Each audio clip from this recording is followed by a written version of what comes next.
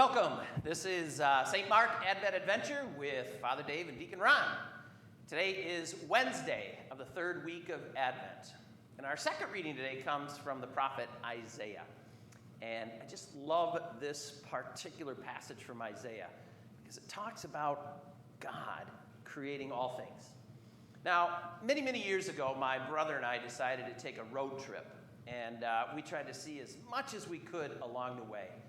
We went out west in a car, and we tried to see every site that we could, and check off our boxes about things that we wanted to see when we were kids.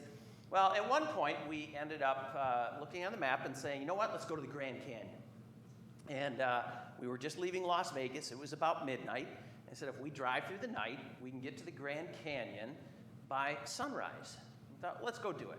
I want to check the box off about going to the Grand Canyon. So we headed out, and of course, we arrived there at the Grand Canyon, just before sunrise. And I remember walking out there, I said, you know what, let's just go look at the big hole in the ground, and then we'll get on our way.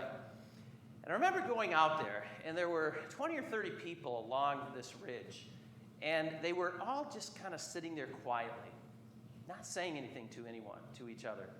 And they were just kind of looking out at the horizon. As the sun began to come up, I sat there and I looked and I said, wow, this is absolutely incredible.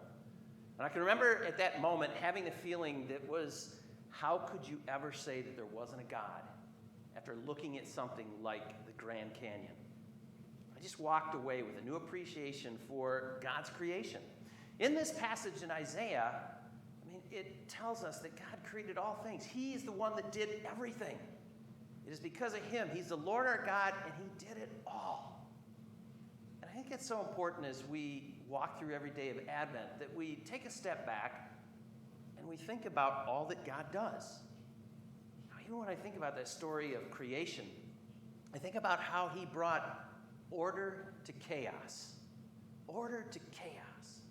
And it makes me think in my own life that he is all good, all powerful, and that he can bring order to the chaos in my life.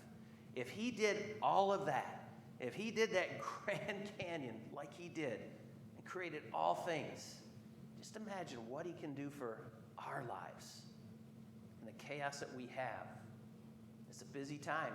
It's a crazy time.